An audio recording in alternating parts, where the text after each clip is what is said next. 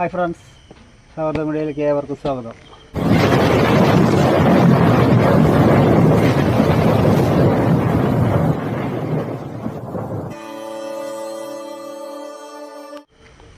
ഇന്ന് ഞങ്ങളോടൊപ്പം ഉള്ളത് ശ്രീ ദിവിൻ കൃഷ്ണ. അദ്ദേഹം ഒരു ആനപ്രേമിയാണ്. അദ്ദേഹത്തിൻ്റെ കൂടുതൽ വിശേഷങ്ങൾ നമുക്ക് ചോദിച്ചറിയാം. നമസ്കാരം. നമസ്കാരം. അപ്പോൾ താങ്കൾ ഒരു ആനപ്രേമിയാണല്ലേ? അതെ അതെ. ഇതിപ്പോൾ എന്ന് മുതലാണ് താങ്കൾക്ക് ആനോട് ഇത്രയധികം ഇഷ്ടം തോന്നാൻ കാരണം? അല്ല, ഇഷ്ടം തുടങ്ങിയത് ഇഷ്ടം തോന്നിയത് തന്നെ ചെറുപ്പം മുതലേ ആനപ്രേമുണ്ട്. ആനകളോട് ഇഷ്ടമാണ്, ഇഷ്ടമാണ്, പൂരപ്രേമിയാണ്. അപ്പോൾ അത് അച്ഛനായിട്ടുണ്ട്. അച്ഛനെ ഭയങ്കര ആനപ്രേമി പൂരപ്രേമിയൊക്കെയാണ്. അപ്പോൾ അതിൽ നിന്ന് കിട്ടിയതാണെന്ന് വിശ്വസിക്കുന്നു. എങ്ങനെയായിട്ട് അപ്പോൾ അച്ഛൻ്റെ ഒരു താവഴിയാണ് ഇപ്പോൾ മകൻ അല്ലേ? അതെ അതെ. അപ്പോൾ ഇപ്പോൾ ഉത്സവങ്ങളൊക്കെ ധാരാളം കാണാൻ പോകാറുണ്ടോ? ആന എഴുന്നള്ളിപ്പം ഉണ്ട്. ഉത്സവങ്ങൾ കാണാൻ പോവുക. ആനേനെ കാണേണ്ട ഒരു ആഗ്രഹം കൊണ്ട് പഞ്ചവാദ്യം പഠിച്ച ആളാണ് ഞാൻ. അത് ശരി. അപ്പോൾ ആനേനെ കാണേണ്ട ആഗ്രഹം മൂത്തിട്ട് ഇദ്ദേഹം പഞ്ചവാദ്യം പഠിച്ചെന്ന് പറയുന്നത് അതായത് ഒരു നല്ലൊരു കാര്യമാണ്. കാരണം ഒരു വാദ്യകലയാണല്ലോ. അപ്പോൾ ആ വാദ്യകല ഇപ്പോൾ എത്ര വർഷം ഒക്കെ പഠിച്ചിട്ടുണ്ടാവും? പൂർത്തിയായോ അത്? ഞാൻ അരങ്ങേറ്റൊക്കെ കഴിഞ്ഞു? മേളത്തിന് പോക്കുണ്ടായിരുന്നു. മേളത്തിനൊക്കെ പോക്കുണ്ടായിരുന്നല്ലേ? അതായത് വീട്ടിൽ ഞാൻ വർക്കിന് പോയിരുന്നു. വർക്കിന് പോകുന്ന സമയത്ത് പൂരക്കാലമായി കഴിഞ്ഞാൽ ഞാൻ പൂരത്തിന് പതുക്കെ തിരിയും. നോക്കുമ്പോൾ അത് വീട്ടിൽ നിന്ന് ചെറിയൊരു പ്രശ്നമായി. നമ്മളൊക്കെ സാമ്പത്തികമായിട്ടൊക്കെ കുറച്ച് പിന്നോക്കം നിൽക്കുന്ന വിഭാഗമായ കാരണം അത് അവിടെ ചെറിയൊരു വിഷയം വന്നപ്പോൾ അച്ഛനൊക്കെ ചെറുതായിട്ട് ചീത്ത പറയാൻ തുടങ്ങി. അപ്പോഴാണ് പൈസയും വേണം, എനിക്ക് പൂരം കാണണം, ആനേനെയും കാണണം, അതിനെന്താ മാർഗം എന്ന് ചിന്തിച്ചപ്പോഴാണ് ഇങ്ങനൊരു മാർഗം. പിന്നെ ഒരു ഇതുണ്ടായിരുന്നു, പഞ്ചവാദ്യം പഠിക്കാനൊരു ഇൻട്രസ്റ്റ് ഉണ്ടായിരുന്നു. ചെണ്ട പഠിക്കാൻ വേണ്ടിയിട്ടാണ് പോയത്. അപ്പോൾ അവിടെ എത്തിയപ്പോൾ പഞ്ചവാദ്യത്തിൽ മദ്ദളം കൈകാര്യം ചെയ്യാനായിട്ട് ഭാഗ്യമുണ്ടായി. അങ്ങനെ അത് ചെയ്തു. അപ്പോൾ ഇദ്ദേഹം വളരെ തന്ത്രപരമായിട്ടാണ് ഉത്സവങ്ങൾ കാണാൻ വേണ്ടിയിട്ടൊരു ടെക്നിക്ക് ഉപയോഗിച്ചത്. കാരണം വാദ്യകലാകാരനായാൽ പൂരത്തിനോട് ബന്ധമാണല്ലോ. അപ്പോൾ പൂരം കാണും ചെയ്യാം, വരുമാനം സിദ്ധിക്കും. നല്ലൊരു ഉദ്ദേശമായത്. അപ്പൊ ഈ സീസൺ ഇപ്പൊ ഉത്സവ സീസൺ ആയല്ലോ നമ്മളെ നാട്ടില്. ഇപ്പൊ എവിടെയെങ്കിലും പൂവുണ്ടായോ പൂരത്തിന്റെ? അല്ല, ഞാൻ കുറച്ചടിയായിട്ട് ഒന്നിങ്ങനെ മാറി നിൽക്കുകയാണ്. ഞാൻ കുറച്ച് തിരക്കുകളും സംഭവം കാരണം ഒന്നിങ്ങനെ മാറി നിൽക്കുകയാണ്. വിളിക്കാറുണ്ട്, ആശാനൊക്കെ വിളിക്കാറുണ്ട്, ചെല്ലാൻ പറഞ്ഞിട്ട്. ഇപ്രാവശ്യം ഇറങ്ങാൻ പറഞ്ഞതാണ്. നമ്മുടെ കേരളത്തിൽ അങ്ങോളം ഇങ്ങോളം ഇപ്പൊ എത്ര ക്ഷേത്രങ്ങളിൽ? കുറെ ക്ഷേത്രങ്ങൾ, വലിയ വലിയ ക്ഷേത്രങ്ങൾ തൃശ്ശൂർ, പാലക്കാട്, മലപ്പുറം ജില്ലയിലത്തെ ഒരുവിധം ക്ഷേത്രങ്ങളിലൊക്കെ വാദ്യകലാകാരനായിട്ട് പോയിട്ടുണ്ട്. ഞാനിവിടെ സോപാനം സ്കൂൾ ഓഫ് പഞ്ചവാദ്യം എന്ന് പറയുന്ന ഒരു സ്കൂളുണ്ട്. അവിടുന്ന് സന്തോഷ് ആശാന്റെ കീഴിലാണ് ആളുടെ ഇൻസ്റ്റിറ്റ്യൂട്ടിൽ എൻ്റെ ഗുരുനാഥനായിട്ടുണ്ടായിരുന്നത് ശ്രീ കൊരട്ടിക്കര ബാബു എന്ന് പറയുന്ന ആശാനായിരുന്നു. അങ്ങേരായിരുന്നു എന്നെ പഠിപ്പിച്ചിട്ടുണ്ടായിരുന്നത്. അപ്പോൾ എല്ലാവരും പരിപാടികൾക്ക് പോകാറുണ്ടായിരുന്നു അങ്ങനെയായിട്ട്. അപ്പോൾ ആനേനെ കാണേണ്ട ഒരു അതിയായിട്ടുള്ള ഭ്രമം മൂത്തിട്ടാണ് സത്യം പറഞ്ഞാൽ ഈ ബാധ്യത്തിലേക്ക് വരുന്നത്. വാദ്യകല അഭ്യസിച്ചത് ആനേനെ കാണാൻ വേണ്ടിയിട്ടാണ്. അതെ അതെ. അതൊരു പ്രത്യേക രീതിയിലുള്ളൊരു ആസൂത്രിതമായ ഒരു സംഭവമായത് അല്ലേ? അപ്പൊ വീട്ടുകാർക്ക് നാട്ടുകാർക്ക് ഒന്നും പറയാനും കഴിയില്ല. നമ്മുടെ ആഗ്രഹം സഫലീകൃതമാവും ചെയ്യും. വരുമാനമായി, ആർക്കും എതിർപ്പില്ല. എല്ലാ പഴുതും അടച്ചിട്ടുള്ളൊരു കളി. അപ്പൊ ആ രീതിയിൽ ഇങ്ങനെ തുടർന്ന് പോയിക്കൊണ്ടിരിക്കുകയാണ്. അതെ അതെ അല്ലേ? അതെ. അപ്പൊ ഈ പിന്നെ ആനകളെ തന്നെ ഇപ്പൊ താങ്കൾ ഈ വാദ്യകലാരംഗത്തുള്ളപ്പോ ഏതെല്ലാം തരത്തിലുള്ള ആനകളെ താങ്കൾ കാണുന്നുണ്ടായിട്ടുണ്ട്? പേര് കേട്ട പല പ്രശസ്തരായ ഒരുവിധ ആനകളൊക്കെ കണ്ടിട്ടുണ്ട്. അപ്പോൾ ഈ ആനകൾ തമ്മിലുള്ള താരതമ്യം ചെയ്യുമ്പോൾ ഏത് ആനയ്ക്കാ കൂടുതൽ തലയെടുപ്പ്, അങ്ങനെയുള്ള മസ്തകത്തിന്റെ ഉയർച്ച, അങ്ങനെയുള്ളൊരു ഇതൊക്കെ ഉണ്ടല്ലേ? അതൊക്കെ താങ്കൾക്ക് സാധിക്കുമോ? അറിയാൻ പറ്റൂല്ലേ? ആനകള് ഞാൻ ഗുരുവായൂർ പോയിട്ട് വരുന്ന സമയത്ത് ഒരു രസകരമായിട്ടുള്ള സംഭവം എന്താ വെച്ചാല്, ഗുരുവായൂർ പറഞ്ഞ ആനക്കോട്ടയാണോ? അല്ല, ആനക്കോട്ടയല്ല. ഞങ്ങൾ രാത്രി ഞാനും എൻ്റെ ഒരു ഫ്രണ്ട് കൂടിയിട്ട് രാത്രി ഒന്ന് നൈറ്റ് ഡ്രൈവിന് വേണ്ടിയിട്ട് ഇറങ്ങിയപ്പോൾ ദൂരെ നിന്ന് ഒരു 1/2 കിലോമീറ്റർ അപ്പുറത്തൊരു ആന നടന്നു വരുന്നുണ്ടായിരുന്നു. അപ്പോൾ എൻ്റെ കൂട്ടുകാരൻ വണ്ടിയിൽ നിന്നിട്ട് എന്നോട് ചോദിച്ചു, ആ വരുന്ന ആന ഏതാണെന്ന് എനിക്ക് പറഞ്ഞു കഴിഞ്ഞാൽ ഫുള്ള് ചിലവ് എൻ്റെ വകാന്ന് പറഞ്ഞു. ഞാൻ പറഞ്ഞത് ഗുരുവായൂർ ഇന്ദ്രസെന്നാണെന്ന് പറഞ്ഞു. ഇന്ദ്രസൻ എന്ന് പറഞ്ഞ ആനയാണ് വരണതെന്ന് പറഞ്ഞു. അപ്പോൾ ഒന്നുമില്ല, ചമയൊന്നുമില്ല. ആന ദൂരത്തിന് രാത്രിയാണ് ആന ഇവിടെ നിന്ന് ഇങ്ങനെ നടന്നു വരുന്നുണ്ട്. അപ്പോൾ അവ അടുത്തെത്തിയപ്പോൾ കാറ് ചവിട്ടിയിട്ട് പാപ്പാനോട് ചോദിച്ചത് ഏതാണെന്ന് വെച്ചപ്പോൾ ഗുരുവായൂർ ഇന്ദ്രസെന്നായിരുന്നു. അന്ന് ഫുൾ ചിലവുണ്ടായിരുന്നു. എനിക്കൊരു സിനിമ കാണിച്ചു തന്നിട്ടാണ് വീട്ടിലാക്കിയത്. അല്ല, അതിപ്പോ താങ്കൾ എങ്ങനെയാണ് മനസ്സിലായത്? കാരണം ആനയുടെ നിറം കറുപ്പാണ്, രാത്രിയും കറുപ്പാണ്. ഈ കറുപ്പിന്റെ ഇടയിൽ നിന്ന് ഗുരുവായൂർ ഇന്ദ്രസന്നാണ് എന്നുള്ളത് താങ്കൾ ഇങ്ങനെ തറപ്പിച്ചും ഉറപ്പിച്ചും പറയാനുള്ള ഒരു ബാഹ്യ ലക്ഷണങ്ങൾ എന്തൊക്കെ മനസ്സിലായത്? അത് ഓരോ ആനയ്ക്കും ഓരോ പ്രത്യേകതകളുണ്ട്. അല്ല, ആ തരംതിരിവ് എങ്ങനെ താങ്കൾ മനസ്സിലാക്കുന്നു? അതാണ് തലയെടുപ്പിലായാലും കൊമ്പിന്റെ അകൽച്ചയിലായാലും തുമ്പിയുടെ നീളത്തിലായാലും ചെവിയുടെ അളവിലൊക്കെ വ്യത്യാസങ്ങളുണ്ട് ഓരോ ആനയ്ക്കും. ഒരു ആനപ്രേമി ഇല്ലാത്ത ഒരാൾക്ക് ഒരു ആനേനെ കണ്ടാൽ ഇതൊരു ആന എന്ന് മാത്രമേ പറയാൻ പറ്റുള്ളൂ. പക്ഷേ പുതുപ്പള്ളി കേശവൻ, അതുപോലെ തന്നെ ചെറക്കൽ കാളിദാസൻ, തെച്ചിക്കോട്ട് രാമചന്ദ്രൻ, ഈ ആനകൾക്കൊക്കെ വ്യത്യസ്തമായിട്ടുള്ള പല അംഗോപാംഗ ലക്ഷണങ്ങളുണ്ട്, പ്രത്യേകതകളുണ്ട്. അപ്പോൾ അതൊരു ആനപ്രേമി എന്നുള്ള നിലയ്ക്ക് നമുക്ക് നോക്കുമ്പോഴേ അത് മനസ്സിലാവുള്ളൂ. നമ്മളാണ് അതിന് അത്രയും മൈന്യൂട്ടായിട്ടുള്ള രീതിയിൽ ശ്രദ്ധിച്ചിട്ടുണ്ടാവുള്ളൂ. അപ്പോൾ ഈ മേൽപ്പറഞ്ഞ ആനകളെയൊക്കെ താങ്കൾ അടുത്ത് കണ്ടിട്ടുണ്ട് അല്ലേ? ഉണ്ട്. അടുത്ത് കണ്ടു പരിചയമുണ്ട്. എല്ലാ ആനകളെയും കണ്ടിട്ടുണ്ട്. അപ്പോൾ അതുകൊണ്ടാണ് ഇത്രയും ദൂരത്തുനിന്നും ഇത് ഇന്ന ആനയാണെന്നും മനസ്സിലാക്കാൻ സാധിക്കുന്നത്. ഈ പിന്നെ സവിശേഷത ചെറുപ്പം മുതലുണ്ടോ? ചെറുപ്പം മുതലുണ്ട്. ചെറുപ്പം മുതലേ പറയായിരുന്നു. അത് ശരി. അപ്പോൾ ആനയുടെ കൊമ്പിന്റെ ആകൃതി കണ്ടാല് ആനയുടെ പ്രത്യേകതകളും ലക്ഷണങ്ങളും ഒക്കെ താങ്കൾക്ക് ഇതൊക്കെ പറയാൻ സാധിക്കും അല്ലേ? അപ്പൊ ഇത് പിന്നെ ഇതിനു മുൻപേ നമ്മള് പുറം ലോകത്തെ അറിയാണ്ടായിണ്ടോ ഇങ്ങനെ താങ്കൾക്ക്? ഇല്ല, കൂട്ടുകാരന്മാർക്കിടയിലൊക്കെ എല്ലാവർക്കും അറിയാം. ആദ്യമായിട്ടാണ് ഇപ്പൊ കൂട്ടുകാരന്മാരായിട്ട് എവിടേക്കൊക്കെ പോകുമ്പോൾ അവര് ലോറിയിൽ ഒരു ആന പോകാൻ എന്നോട് ചോദിക്കും, എടാ ഏതാനാന്ന് പറഞ്ഞാൽ ആന നമുക്ക് ബാക്കോ സൈഡോ തുമ്പിയുടെ ഒരു സൈഡോ കൊമ്പോ എന്തെങ്കിലും കണ്ടാൽ നമുക്കറിയാം. അപ്പൊ ഞാൻ പറഞ്ഞു കൊടുക്കും. ഒരു ആനേനെ പരിപൂർണമായി നേരിട്ട് മുഖാമുഖം കാണണമെന്നില്ല. ആനയുടെ ഭാഷമായിട്ട് ഏത് ഭാഗം കണ്ടാലും പറയാൻ പറ്റും. അപ്പൊ ഇതൊരു അനുഗ്രഹീത സിദ്ധി കഴിവാണല്ലോ. അങ്ങനെ മറ്റാർക്കും കിട്ടാത്തൊരു കഴിവ് തന്നെയാണ്, ഒരു ജന്മസിദ്ധമായ ഒരു. അല്ല, ഞാൻ അറിഞ്ഞിടത്തോളം എന്താ വെച്ചാൽ ആനപ്രേമികളായിട്ടുള്ള കുറെ ചെറുപ്പക്കാരുണ്ട്. അവരൊക്കെ ഒരുവിധ ആൾക്കാർക്കൊക്കെ ഈ ഒരു സിദ്ധി ഉണ്ട് എന്നുള്ളതാണ്. സിദ്ധി എന്ന് പറഞ്ഞാൽ എന്താ സംഭവിച്ചിട്ടുണ്ടെങ്കിൽ അതിന് അത്രയും ആഗ്രഹം കൊണ്ട് ഇഷ്ടം കൊണ്ടല്ലേ നമ്മൾ നോക്കണേ. അപ്പോൾ അതിനോടുള്ള ഒരു ഇഷ്ട കൂടുതലുകൊണ്ട് അതിൻ്റെ എല്ലാ അംഗങ്ങളും നമ്മൾ അത്രയും മനസ്സിൽ ഫീഡ് ചെയ്ത് വെക്കും. അപ്പോൾ ആനകളെ ഹൃദയത്തിലേക്ക് ആവാഹിക്കും. അതെ. ഈ ആനപ്രേമികളിൽ പലരിൽ ചിലർ ആനകളെ അവനാൻ ഇഷ്ടപ്പെട്ട ആനകളെ ഹൃദയത്തിലേക്ക് ആവാഹിച്ച് വെക്കുക. അപ്പോൾ ഇരുട്ടത്തായാലും വെളിച്ചത്തായാലും ഇവർക്ക് കണ്ണും പൂട്ടിയിട്ട് പറയാൻ പറ്റും അല്ലേ? അതാണ് ഒരു സവിശേഷത. അപ്പോൾ ഈ പിന്നെ ആന ഈ എന്താ പറയാ കരയിലെ ഏറ്റവും വലിയ ജീവി തന്നെയാണ് ആന. പക്ഷെ ആനയ്ക്ക് ബുദ്ധി മാത്രമേ ഉള്ളൂ, വിശേഷ ബുദ്ധി ഇല്ല. അപ്പം ഈ ആനകളോട് ഈ അടുത്ത ഇടവഴിയിട്ട് അപകടത്തിലൊക്കെ ചെന്ന് ചാടുന്നുണ്ടല്ലോ സർവ്വസാധാരണ. അങ്ങനത്തെ ആളുകളോട് വല്ല മെസ്സേജും താങ്കൾക്ക് കൊടുക്കണ്ടോ? ആനകളേന്ന് പറഞ്ഞാൽ ആനയ്ക്ക് ഒരു പൂർണ്ണ വളർച്ചയെത്തിലുള്ള ഒരു ആനയ്ക്ക് 6 വയസ്സായിട്ടുള്ളൊരു കുട്ടിയുടെ ബുദ്ധി ഉണ്ടാവുള്ളൂ എന്നാണ് പറയുന്നത്. അത് 6 വയസ്സായിട്ടുള്ള കുട്ടികളെ ശ്രദ്ധിച്ചറിയാം, പെട്ടെന്ന് അവർ ഇണങ്ങും, പെട്ടെന്ന് പിണങ്ങും, എപ്പോഴാണ് പിണങ്ങണമെന്നൊന്നും പറയാൻ പറ്റില്ല. അപ്പോൾ അതുപോലുള്ളൊരു ബുദ്ധി വലിയൊരു ആനയ്ക്കുള്ളൂ. അപ്പോൾ അത് തിരിച്ചറിഞ്ഞിട്ട് നമ്മളതിനെ കൈകാര്യം ചെയ്യുക, അല്ലെങ്കിൽ ആനയാണെന്നുള്ളൊരു ബോധത്തോട് കൂടിയിട്ട് അതിനെ സമീപിക്കുകയാണെന്ന് വെച്ചാൽ കുറേയൊക്കെ ഇതുപോലുള്ള അപകടങ്ങളിൽ നിന്നൊക്കെ ഒഴിവാക്കാൻ സാധിക്കും എന്ന് വിചാരിക്കുന്നു. ഇപ്പോൾ ഇന്നലെ ഉണ്ടായിട്ടുള്ളൊരു അപകടം നമ്മുടെ നേർച്ചയ്ക്ക് വളാഞ്ചേരിയിൽ മലപ്പുറത്ത് ഉണ്ടായിട്ടുള്ള നേർച്ചയ്ക്ക് ഒരു ആന കറക്കിയെറിയുന്ന ഒരു വീഡിയോ കണ്ടിരുന്നു. അപ്പോൾ അതിൽ പാപ്പാൻ തന്നെ പറയുന്നുണ്ട്, കുറേ പ്രാവശ്യം അവരോട് പറഞ്ഞതാണ് ആനയുടെ മുന്നിൽ നിന്ന് മാറി നിൽക്കാനും വാലുമ പിടിക്കലും കൊമ്പിൽ പിടിക്കലൊക്കെ ഉണ്ടായിരുന്നു എന്ന് പറയുന്നു. മാറി നിൽക്കാൻ വേണ്ടി അവർ കേട്ടില്ല എന്നുള്ളതാണ്. അപ്പോൾ ആനത് വീക്ഷിച്ചുകൊണ്ടിരിക്കുന്നത് ഒരു പാപ്പാനെ മനസ്സിലാവുള്ളൂ. ആനയുടെ ഓരോ ചലനങ്ങളും ഒരു പാപ്പാന് പെട്ടെന്ന് നോക്കിയാൽ മനസ്സിലാവും. അടിയിൽ കൂടെ ആന ഈ വാട എടുക്കാന്ന് പറയും, തുമ്പി കൊണ്ട് വാട വേറൊരാൾ എടുക്കുന്നത് വെച്ചാൽ ആന വാരാൻ വേണ്ടിയിട്ടാണ്. അതുപോലെ ചെവിയുടെ അനക്കം നിർത്തുന്നതൊക്കെ ആന ശ്രദ്ധിക്കുന്നത് അതൊരു പാപ്പാന് ഒറ്റ നോട്ടത്തിൽ മനസ്സിലാവും. സാധാരണക്കാരനായിട്ടുള്ള ആൾക്കാർക്ക് അത് മനസ്സിലായിന്ന് വരില്ല. അപ്പോൾ അത് പാപ്പാൻ്റെ ഒരു നിർദ്ദേശം അംഗീകരിക്കുകയും കൂടി അവിടേക്ക് ഇതുപോലുള്ള അപകടങ്ങൾക്ക് സാധ്യത കൂട്ടുന്നുണ്ട്. അപ്പോൾ അത് പരമാവധി നമ്മൾ ഒഴിവാക്കുകയാണെന്ന് വെച്ചെങ്കിൽ ആനയാണെന്നുള്ളൊരു ഉത്തമ ബോധത്തോടു കൂടി അതിനെ ആ ഒരു വന്യജീവിനെ നമ്മൾ സമീപിക്കുകയാണെന്ന് വെച്ചെങ്കിൽ കുറേയൊക്കെ ഒരു പരിധി വരെയൊക്കെ മാറ്റാൻ പറ്റും, ഒഴിവാക്കാൻ സാധിക്കും. അപ്പോൾ ഒരർത്ഥത്തിൽ പറയാച്ചാൽ അപകടങ്ങളൊക്കെ ക്ഷണിച്ചു വരുന്നത് നമ്മൾ തന്നെയാണ്. അത്ര തന്നെ ഉള്ളൂ, അല്ല ആനയല്ല. അതെ അല്ലേ? അപ്പോൾ ആനേനെ മുഴുവനും കുറ്റം പറയാൻ കഴിയില്ല. കാരണം ആന തത്സമയത്ത് ഒരു തളയ്ക്കപ്പെട്ട് നിൽക്കുകയാണല്ലോ.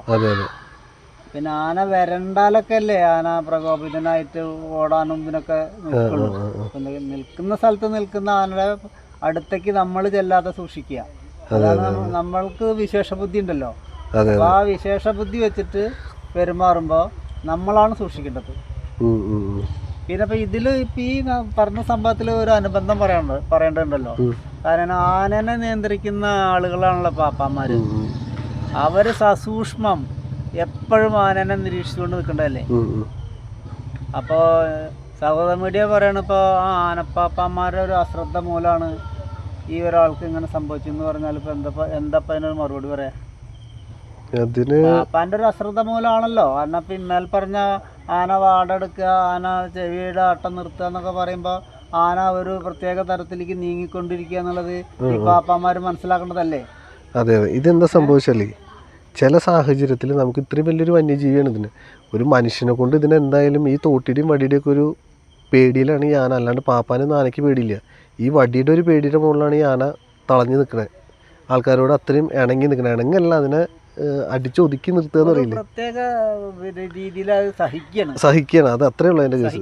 ആ, അപ്പോൾ എപ്പോഴാണ് ചില ആനകൾ അത് കാണിച്ചു തന്നിട്ടൊന്ന് നമുക്കതിനെ പിടിച്ചു നിർത്താനുള്ളൊരു ഒരു സാവകാശം തരും. ചില ആനകൾ ഇത് കാണിച്ചു തരാണ്ട് തന്നെ പെട്ടെന്ന് അടിച്ചു കയറി പോകും. ആന പലപ്പോഴും പല സ്വഭാവമാവും. ചിലപ്പോൾ ആനയുടെ അനിഷ്ടം പ്രകടിപ്പിക്കും, ചിലപ്പോൾ അനിഷ്ടം ഉള്ളിൽ വെച്ചുകൊണ്ട് പ്രവർത്തിച്ചു കാണിക്കും.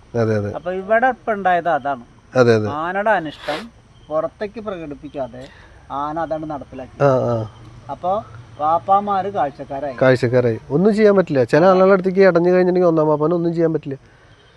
സ്വന്തം ഭാര്യയുടെ അനിയനെ ഒരു ആന കുത്തിക്കൊല്ലുമ്പോൾ ഒരു ഒന്നാം പാപ്പാനായിട്ടുള്ള പാപ്പാനെ നോക്കി നിൽക്കേണ്ടി വന്നുള്ള സാഹചര്യം ഉണ്ടായിട്ടുണ്ട്. കാരണം മിണ്ടാൻ പാടില്ല. മിണ്ടി കഴിഞ്ഞിട്ടുണ്ടെങ്കിൽ ആന ഇയാളെയും പിടിക്കും. എന്നാൽ നേരെ കുറച്ച് മിണ്ടിയിട്ടില്ലേ, ഈ കൊലപാതകം കഴിഞ്ഞിട്ട് ആന നേരെ ഈ കൊമ്പ് കൊടുത്തിട്ട് ഈ ഒന്നാം പാപ്പാനായിട്ട് പോവാണ്, കൊടുത്തിട്ട് പോവാണ്. അങ്ങനത്തെ ആനകളുണ്ട്. അതായത് ഒരു അക്ഷരം നമ്മൾ സംസാരിച്ച് കഴിഞ്ഞാൽ ആളേനെയും വകവരുത്തുന്ന ആനകളുണ്ട്. അയാൾക്ക് എവിടേക്കോ പോകാൻ വേണ്ടിയിട്ട് ഇതായിട്ട് അന്ന് ആനയമെന്ന് ഇറങ്ങുകയാണ്. പുറത്തുനിന്ന് ഇറങ്ങിയിട്ട് വെറുതെ ബാക്കിൽ ഇങ്ങനെ കൊട്ടിയിട്ട് എന്നാൽ പോട്ടേട്ടോ എന്ന് പറഞ്ഞിട്ടുള്ളൂ. ആ പോട്ടേട്ടോ എന്ന് പറഞ്ഞപ്പോഴും ബാക്കിലെ അമരം കൊണ്ട് ആനേനെ അടിച്ച് ഫ്രണ്ടിലേക്ക് ഇട്ടിട്ട് കുത്തിക്കൊല്ലുക ചെയ്തത്. അപ്പോൾ അത്രയും ഇതായിട്ടുള്ള ആനകളുണ്ട്. ഈ കോപാകുലരായിട്ടുള്ള ആനകൾ എന്നൊക്കെ പറയില്ലേ, അങ്ങനത്തെ ആനകളുണ്ട്. അപ്പോൾ അവിടെ ഒന്നാം പാപ്പന് വെറും കാഴ്ചക്കാരനാവാനേ പറ്റുള്ളൂ. എന്തെങ്കിലും എതിർത്ത് പറഞ്ഞാൽ അയാളെയും കൊല്ലും. അല്ല, ഈ കൗതുകത്തിലുപരി താങ്കള് ഒരുപാട് കാര്യങ്ങള് ആനയുടെ കാര്യങ്ങള് സ്വായത്തമാക്കിണ്ടല്ലോ. കാരണം സംഭാഷണത്തിന്റെ ഇടയിൽ നിന്ന് നമ്മള് കേൾക്കാത്ത പല വാക്കുകളൊക്കെ ഉച്ചരിക്കുന്നുണ്ട്. ആനയുടെ അമരം എന്നൊന്നും പറഞ്ഞാൽ ഞങ്ങൾക്ക് അമരം എന്ന് പറഞ്ഞിട്ടുണ്ടെങ്കിൽ ആനയുടെ ബാക്ക് കാലാണ് അമരം എന്ന് പറയുന്നത്. ഫ്രണ്ടിലത്തെ കാലിന് പറയാൻ നടാന്നാ പറയാ. അപ്പൊ ആനയുടെ ഈ ലക്ഷണങ്ങൾ പഠിക്കുമ്പോ അല്ലെങ്കിൽ ലക്ഷണങ്ങൾ പറയുമ്പോ ആനയുടെ ലക്ഷണങ്ങളൊക്കെ പഠിച്ചിട്ടുണ്ടോ? അത്യാവശ്യം കുറെ അറിയാം. എങ്ങനെയായിട്ട് മാതംഗലീല എന്ന് പറഞ്ഞിട്ടൊരു പുസ്തകമുണ്ട്. ആനയുടെ പ്രതിപാദിക്കുന്ന വർഷങ്ങൾ മുന്നേ ഉള്ള വലിയൊരു പുസ്തകമാണ്. അത് ചെറുവള്ളി നാരായണ നമ്പൂതിരിയാണ് അത് മലയാളത്തിലേക്ക് വിവർത്തനം ചെയ്തിട്ടുള്ള. വള്ളത്തോളും സംസ്കൃതമായിരുന്നു. അപ്പോൾ അത് സാധാരണക്കാരിലേക്ക് എത്തിക്കുന്നത് ഇവരൊക്കെയാണ്. അപ്പോൾ അതിൽ ആനകളെ പറ്റിയിട്ടുള്ള ലക്ഷണങ്ങളുണ്ട്, ആനകളുടെ സ്വഭാവ രീതികളുണ്ട്, ആനകളുടെ പല കാലാവസ്ഥയിൽ ആനകൾക്ക് വേണ്ടിയിട്ടുള്ള വൈദ്യം എങ്ങനെയാണ് ചെയ്യേണ്ടത് എന്നുള്ളതുണ്ട്, ചികിത്സാ രീതികൾ എല്ലാം ഉണ്ട്. എല്ലാം പ്രതിപാദിക്കുന്ന ഒരു പുസ്തകമാണ്, സമ്പൂർണ്ണ ഗ്രന്ഥമാണ്. അതാണ് ഇപ്പോൾ ഈ എല്ലാ വൈദ്യന്മാരൊക്കെ അടിസ്ഥാനമാക്കിയിട്ട് വെച്ചിട്ടുള്ള വായിക്കേണ്ടായിട്ടുണ്ട്. അപ്പോൾ അതിലൊക്കെ നമ്മൾ ഈ ആനകളുടെ സവിശേഷതകളും അതിൻ്റെ ഓരോ അംഗങ്ങളൊക്കെ പഠിച്ചു വരുമ്പോൾ കിട്ടുന്നതാണ് ഈ അമരും നടയൊക്കെ എങ്ങനെയായിട്ട്. അതെ, അപ്പം എന്തായാലും ഇപ്പോൾ ആ ഒരു ഗ്രന്ഥം വായിച്ച് സായത്തമാക്കിയ കാര്യങ്ങളാണ് ഇപ്പോൾ ഈ പറഞ്ഞത്. സാധാരണക്കാർക്ക് എന്തായാലും ഇപ്പോൾ ഇതൊന്നും അറിയാൻ സാധിക്കില്ല എന്നുള്ളത് 100% ഉറപ്പാണ്. അപ്പോൾ ആനയുടെ വിസർജ്യം കണ്ടാൽ, അതായത് ആനയുടെ പിണ്ടം കണ്ടാൽ താങ്കൾക്ക് ആനയെക്കുറിച്ചുള്ള ആനയുടെ ആരോഗ്യസ്ഥിതിയൊക്കെ മനസ്സിലാക്കാൻ കഴിയുന്ന പറയുന്നത്? ആരോഗ്യസ്ഥിതി ഒരു പരിധി വരെയൊക്കെ നമുക്ക് മനസ്സിലാക്കാൻ പറ്റും. ആനയുടെ പ്രായം മനസ്സിലാക്കാൻ പറ്റും. അതേത് എന്താണ് അതിൻ്റെ വലുപ്പത്തിനനുസരിച്ചിട്ടുള്ളതുണ്ട്. ഓരോ ഇതിൻ്റെയും ഈ എരണ്ടെന്നതിന് പറയാം. അതിൻ്റെ ശരിയായിട്ടുള്ള പദം എരണ്ടെന്നാണ് പറയാം. എരണ്ടത്തിൻ്റെ ഓരോ വലിപ്പത്തിനനുസരിച്ച് ആനയുടെ പ്രായം നമുക്ക് നിശ്ചയിക്കാൻ പറ്റും.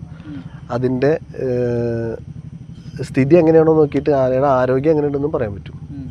ഏകദേശം പറയാൻ പറ്റും. അതാണ് ഒരു വൈദ്യന്മാരൊക്കെ വന്നിട്ട് നോക്കുമ്പോൾ ആദ്യമായിട്ട് അതന്നെ നോക്കുക. അതുപോലെ ഇപ്പോൾ ആനപ്പാപ്പന്മാർ ആദ്യമായിട്ട് ഒരു ദിവസം രാവിലെ വന്നിട്ട് ആനപ്പന്തിയിൽ കയറുമ്പോഴും ഫസ്റ്റ് നോക്കുന്നത് അവർ ഈ സാധനങ്ങളൊക്കെ തന്നെ നോക്കുക. ആനയുടെ ആരോഗ്യസ്ഥിതിയൊക്കെ ഈ പിണ്ടത്തിൽ നിന്നൊക്കെയാണ് നോക്കാൻ പറ്റും, അറിയാൻ പറ്റും. അപ്പോൾ പൂർണ്ണ വളർച്ച എത്തിയ ഒരു ആനയുടെ ആരോഗ്യസ്ഥിതി ഈ ആനയുടെ വിസർജ്യമായ കണ്ടാൽ അറിയാം, കണ്ടാൽ അറിയാവുന്ന പാപ്പാൻ അറിയാം അല്ലേ? അപ്പൊ പിന്നെ അദ്ദേഹം അതിനനുസരിച്ചിട്ട് പിന്നെ ആനോട് ഇടപഴകുക മാത്രമല്ല, അതിനനുസരിച്ചിട്ട് അന്ന് മുതൽ തന്നെ അതിന് ചികിത്സ നടക്കണം എന്നാണ് പറയുന്നത്. അന്ന് മുതൽ തന്നെ ചികിത്സ അറിയണം. ഒരു ആനപ്പാപ്പ എന്ന് പറയുന്ന ഒരാൾക്ക് ആനപ്പണി എന്ന് പറയുന്ന സാധനത്തിൻ്റെ ഒപ്പം ആനപ്പാവ് എന്നാ പറയാം. അത് ആനപ്പാവ്, ആനയുടെ ഒപ്പമുള്ള ജീവിതത്തിന് ആനപ്പാവ് എന്നാ പറയാം. അപ്പോൾ അതോടൊപ്പം ആനയ്ക്ക് എന്തൊക്കെയാണ് വേണ്ടെന്നുള്ള ചികിത്സ അടക്കം അറിഞ്ഞിരിക്കണം. ഒരു വൈദ്യനായിരിക്കണം, ഒരു അധ്യാപകനായിരിക്കണം, ഒക്കെ ആയിരിക്കണം ഒരു ആനപ്പാപ്പ എന്ന് പറയുന്ന ആൾ. അപ്പോൾ പണ്ടുള്ള ആനപ്പാപ്പന്മാർക്കൊക്കെ ഒരുവിധമൊക്കെ നല്ല വൈദ്യം വശമുള്ള ആൾക്കാരായിരുന്നു. ഇപ്പോഴും പുതിയ പാപ്പന്മാർക്ക് അത്രത്തോളം അറിയുമോ എന്നുള്ളത് നമുക്ക് പറയാൻ പറ്റില്ല. ഇപ്പോൾ ഈ അടുത്തിടെ നമ്മുടെ തൃശ്ശൂർ വടക്കുംനാഥ ക്ഷേത്രത്തിൻ്റെ ഒരു പിന്നെ ദേവസ്വത്തിൻ്റെ ഒരു ആനപ്പാപ്പാൻ്റെ റിക്രൂട്ട്മെന്റ് ഉണ്ടായിട്ടുണ്ട്. അപ്പോൾ ഒരു 10-15 അടി ഉയരത്തിലുള്ളൊരു തടി, തെങ്ങിൻ്റെ തടി പ്രത്യക്ഷത്തിൽ അവിടെ കുഴിച്ചിട്ടിട്ട് ഒരു ഇന്റർവ്യൂവിൻ്റെ ഒരു ടെസ്റ്റ് ഈ മരത്തിൽ കയറി ഇറങ്ങാന്നുള്ളത്, നെഞ്ഞ് തൊടാതെ കയറി ഇറങ്ങാന്നുള്ളതായിരുന്നു അത്ര. അപ്പൊ ധാരാളം ചെറുപ്പക്കാർ വരുന്നുണ്ടായിട്ടുണ്ട്, അഭ്യസ്ത വിദ്യരായ ചെറുപ്പക്കാർ, ഉപരിപഠനം കഴിഞ്ഞ ആളുകളൊക്കെയാണ് ആ ഇന്റർവ്യൂവിൽ പങ്കെടുത്തത്. അപ്പൊ ഈ നെഞ്ഞ് തൊടാതെ കയറി ഇറങ്ങൽ എല്ലാവർക്കും സാധിക്കില്ല. അത് ചെറുപ്പം മുതൽ താങ്കൾ പറഞ്ഞ പോലെ മരമൊക്കെ കയറിയിട്ടുള്ളൊരു വശമുള്ള കുട്ടികൾക്ക് മുതിർന്നാലേ അവർക്ക് ഇത് കയറാൻ കഴിയുള്ളൂ. പക്ഷെ എന്നാലും ഇതിനു വേണ്ടി വന്നു അവരെന്നാ പറയുന്നത്. അപ്പോൾ അന്ന് മലയാള മനോരമയിൽ എഴുതിയൊരു വാർത്ത ഇപ്പം ഞാൻ പറയുന്നത്, ഇനി ആനകൾക്കൊക്കെ സുഖകാലങ്ങളാണ് വരാൻ പോകുന്നത്. മറ്റത് ചുണ്ടൻ വള്ളം പോലെ ഒരു മീശയും മുറുക്കി ചോപ്പിച്ച് ഒരു കത്തിയൊക്കെ അരയിൽ വെച്ചിട്ട് അതാണ് പാപ്പാൻ്റെ ഒരു ഓർമ്മ. പക്ഷെ ഇത് വളരെ സുന്ദര കുട്ടപ്പ സുമുഖന്മാരായ അഭ്യസ്ത വിദ്യരായ ആളുകളുടെ കയ്യിലേക്കാണ് പക്ഷെ അതിലേ ഒരു അപകടമുണ്ട്. കാരണം എന്താ വെച്ചാൽ ശരിയായിട്ടുള്ള രീതിയിൽ ഇതിനെ അറിഞ്ഞു കയറുക എന്ന് പറയുന്നതുകൊണ്ട് അറിഞ്ഞു കയറുക എന്ന് പറയാം. അറിഞ്ഞു കയറുക എന്ന് പറഞ്ഞാൽ ദേഷ്യത്തോട് കൂട്ടി ആനപ്പുറത്ത് കയറുന്ന ആൾക്കാരുണ്ട്. ആനേനെ അറിഞ്ഞിട്ടല്ല, അറിഞ്ഞിട്ടാണ് കയറേണ്ടതെന്ന് പറയാം. ആന എന്താണെന്നുള്ളത്, ആ ഒരു വന്യജീവി എന്താണെന്നുള്ളത് മനസ്സിലാക്കിയിട്ട് ആനേനെ കൈകാര്യം ചെയ്യാൻ പറ്റുന്ന പാപ്പന്മാരാണെന്നുള്ളതാണ്. സൗന്ദര്യം മറ്റേ മരം കയറ്റൊന്നും ഇതിന് ബാധകമല്ല. ബാധകമാണ്. ആനയെ സംബന്ധിച്ചിട്ട് തീറ്റ വെട്ടുകാർ എന്ന് പറഞ്ഞിട്ടുണ്ടെങ്കിൽ വളരെ അത്യന്താപേക്ഷിതമായിട്ടുള്ള ആൾക്കാരാണ്. ഒന്നാം പാപ്പാനേക്കാളും കൂടുതൽ ഒന്നാം പാപ്പന്മാരായിട്ടൊക്കെ പറയുന്ന ഒരു കാര്യമാണ്. തീറ്റ വെട്ടുകാരില്ല വെച്ചാൽ ആന പട്ടിണിയാവും. അപ്പം അത് അല്ല, ഈ 3-4-5 ആളുകൾ ഉണ്ടാവുമല്ലോ ഇപ്പോൾ ആനോട് ചുറ്റിപ്പറ്റിയിട്ട്, അവർക്കൊക്കെ വ്യത്യസ്ത പിന്നെ ജോലികളാണോ ഈ ആനോട്? അതെ അതെ അതെ അതെ. അപ്പൊ അതില് പറഞ്ഞൊരു വിഭാഗമാണോ ഈ തീറ്റ വെട്ടുകാർ പറഞ്ഞ 3-ാം പാപ്പ 4-ാം പാപ്പ എന്നുള്ള കാറ്റഗറിയിൽ വരുന്ന ആൾക്കാരാണ്. അതായത് ഏറ്റവും ഇതിലുള്ള താഴ്ന്നിട്ടുള്ള ആനയുടെ പ്രമാണി എന്ന് പറയുന്നത് 1-ാം പാപ്പാനാണ്. ചില ആനകൾ ഒരു പാപ്പാനും 2-ാം പാപ്പാനും വഴങ്ങി തരുന്ന ആനകളുണ്ട്. ചില ആനകൾ 1-ാം പാപ്പാനും മാത്രമുള്ള ആനകളുണ്ട്. അപ്പോൾ ഈ തീറ്റ വെട്ടുകാർക്ക് ആനേനെ ഉപദ്രവിക്കാനോ അല്ലെങ്കിൽ അതിനെ കാർക്കശ്യം പറയാനോ ഒന്നും സാധിക്കില്ല. അത് ആനകൾ അംഗീകരിക്കില്ല. വെറും തീറ്റ വെട്ട്. പിന്നെ ആനോട് ചെന്നിട്ട് തീറ്റോട്ടുകാരൊക്കെ എന്നിട്ട് എന്തെങ്കിലും പറഞ്ഞ ആന അടുത്ത് വലിച്ചു കീറുകയാണ്. അത് 2-ാം പാപ്പന്മാരെ ചില ആനകൾ അംഗീകരിക്കില്ല. ഒറ്റച്ചട്ടം എന്നുള്ള ഒരു വിഭാഗത്തിൽപ്പെട്ട ആനകളുണ്ട്. ആ ആനകളോട് ഒരാൾ മാത്രമേ അതിനെ നിയന്ത്രിക്കാൻ പാടുള്ളൂ. അതായത് ഒരു പൂരത്തിൻ്റെ എഴുന്നള്ളിപ്പിന് ഇരുത്തി കഴിഞ്ഞിട്ടുണ്ടെങ്കിൽ മൂത്രമൊഴിക്കാൻ പോലും 1-ാം പാപ്പാന് പോകാൻ പറ്റാത്ത ആനകളുണ്ട്. അവിടെ ഇരുത്തിയിട്ട് മൂത്രമൊഴിക്കാൻ പോലും പോകാൻ പറ്റാത്ത ആനകളുണ്ട്. കാരണം വെച്ചാൽ അയാൾ പോയി കഴിഞ്ഞാൽ മറ്റാളെ അംഗീകരിക്കില്ല. ആനയുടെ പാട്ടിന് പോകും. അപ്പം അങ്ങനത്തെ ആനകളുണ്ട്. മതളകി ആനകളൊക്കെ മുന്നൊക്കെ എഴുന്നള്ളിച്ചിരുന്നു. താടോട് താടെ മറ്റേ മതജലം ഒലിച്ചിട്ട് നമ്മുടെ ഗുരുവായൂർ കേശവൻ, അതുപോലെ തിരുവല്ല ജയചന്ദ്രൻ എന്നുള്ള ആനയൊക്കെ ഉണ്ടായിരുന്നു. അതൊക്കെ നല്ല ലക്ഷണങ്ങളുള്ള ആനകളായിരുന്നു. ആനേനൊക്കെ എഴുന്നള്ളിച്ച ചരിത്രങ്ങളുണ്ട്. പക്ഷേ ഇന്നത്തെ കാലത്ത് മതം ഒലിച്ചിട്ടുള്ള ആനകളെ എഴുന്നള്ളിക്കാൻ പാടില്ല എന്നുള്ളത്. കാരണം വെച്ചാൽ അതിന് ഒരു ചെറിയൊരു സ്മെല്ലുണ്ട്. ആ സ്മെല്ല് അടുത്ത് നിൽക്കുന്ന ആനകളെ കൂടെ പ്രകോപിതനാക്കുന്നതാണ് പഠനം പറയുന്നത്. അപ്പോൾ അതുകൊണ്ട് അങ്ങനത്തെ ആനകളെ തന്നെ എഴുന്നള്ളിക്കാൻ പാടില്ല. ഇപ്പോൾ പിന്നെ എലിഫന്റ് ആക്ട് പ്രകാരം ഒരുപാട് നിബന്ധനകൾ കൂടുതൽ ദൂരം കാൽനട നടത്താൻ പാടില്ല. ആനേനെ മണിക്കൂറുകളോളം വെയിലത്ത് നിർത്താൻ പാടില്ല. മരം പിടിക്കാൻ പാടില്ല. പിന്നെ ആനേനെ ഇനിയിപ്പോൾ അഥവാ എഴുന്നള്ളിപ്പിന് കൂടുതൽ സമയം നിർത്തിവെച്ചാൽ ആനയുടെ കാലിൻ്റെ അടിയിൽ കട്ടിച്ചാക്ക് വിരിച്ചിട്ട് അതിലിടയ്ക്കിടയ്ക്ക് വെള്ളം നനച്ചു കൊടുക്കണം. പിന്നെ ധാരാളം എഴുന്നള്ളിപ്പിൻ്റെ മുൻപായിട്ട് ധാരാളം ശുദ്ധജലം ആനയ്ക്ക് കുടിക്കാൻ കൊടുക്കണം, ഭക്ഷണം കൊടുക്കണം.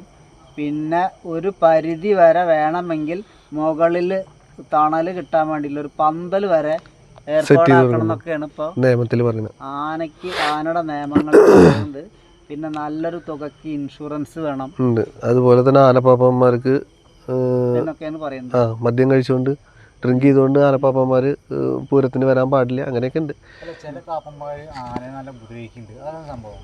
അതെന്താ സംഭവിച്ചിട്ടുണ്ടെങ്കിൽ നമ്മൾ ആനയുടെ ഭാഗത്തു നിന്ന് ചിന്തിച്ചു കഴിഞ്ഞാൽ എല്ലാ ആനകളും ഒരുപോലെയല്ല. ഒരു പാപ്പാനാണ് ഒരു ആനയുടെ ചെറിയൊരു അനക്കം പോലും മനസ്സിലാക്കാൻ സാധിക്കുള്ളൂ. അപ്പോൾ അത് കണ്ടറിഞ്ഞിട്ട് പെരുമാറുക എന്ന് പറയില്ലേ, ചിലപ്പോൾ ആ സമയത്ത് അതിനെ അങ്ങനെ ചെയ്തിട്ടില്ല എന്നുണ്ടെങ്കിൽ ആ ആന അതിലും വലിയൊരു നാശനഷ്ടം സംഭവിക്കാൻ സാധ്യതയുണ്ട്. അപ്പോൾ അത് മുൻകൂട്ടി അറിഞ്ഞുകൊണ്ടാണ് നമ്മൾക്ക് പുറമേയുള്ള ആൾക്കാർക്ക് കാണുമ്പോൾ അയ്യോ പാപ്പാൻ ആനേനെ ഇങ്ങനെ തല്ലി മർദ്ദിക്കുന്നു എന്നുള്ളതൊക്കെ അറിയുള്ളൂ. ആനയുടെ ഒരു ഇതിൽ പറയണത് എന്താ വെച്ചാൽ ആനയുടെ സ്കിന്നിൻ്റെ ഒരു പ്രത്യേകത എന്ന് പറഞ്ഞാൽ നമുക്ക് വേദനയാവണേൻ്റെ 4/1 ഒരു ആനയ്ക്ക് വേദനയാവുക ഒരടി അടിച്ചാൽ. അതായത് നമ്മുടെ സ്കിന്നും ആനയുടെ സ്കിന്നും തമ്മിലുള്ള മാറ്റമാണ്. പക്ഷേ സൗണ്ടൊക്കെ നന്നായിട്ടുണ്ടാവും. ആനയുടെ ഒരു വേദനയുടെ ഒരു അളവ് എന്ന് പറയുന്നത് നമുക്ക് വേദനയാവണേറ്റും കൂടുതലല്ല, കുറവേ ആനയ്ക്ക് വേദനയാവുള്ളൂ. അതിൻ്റെ ആ ശബ്ദത്തിലൊക്കെയാണ് ആന പേടിക്കുന്നത്, എങ്ങനെയൊക്കെ ആയിട്ട്. അപ്പോൾ അതാ പാപ്പ നേരത്തെ അത് പ്രതികരിച്ചില്ല എന്നുണ്ടെങ്കിൽ ചിലപ്പോൾ ആ പൂരം തന്നെ അലങ്കോലാവാൻ സാധ്യതയുണ്ട്. അപ്പോൾ അത് ഒരു മുൻകരുതൽ എടുക്കുകയാണ്. അപ്പോൾ ഈ നമ്മളൊക്കെ നോക്കി നിൽക്കുമ്പോൾ ചെറുതായിട്ടുള്ള ഒരു മർദ്ദനമുറ ആനേനെ നടത്തുന്നത് വലിയൊരു ആപത്തിൽ നിന്നും ഇല്ലായ്മയ്ക്ക് വേണ്ടിയിട്ടാണെന്ന് മനസ്സിലാക്കാം. അല്ലാതെ ക്രൂരതയല്ല, അത് ക്രൂരതയല്ല. അങ്ങനെയും വേണമെങ്കിൽ ഇതിൻ്റെ ഇടയിലും ഇപ്പോൾ ഇതൊക്കെ പറയുന്നുണ്ടെങ്കിൽ ഇതിൻ്റെ ഇടയിലും വേറെ കള്ളനാണയങ്ങളുണ്ടെന്നും പറയാം നമുക്ക്. കാരണം വെച്ചാൽ അകാരണമായിട്ട് ആൾക്കാരുടെ ഇടയിൽ ഷോ കാണിക്കാൻ വേണ്ടിയിട്ട് മർദ്ദിക്കുന്ന പാപ്പന്മാരും ഉണ്ട്.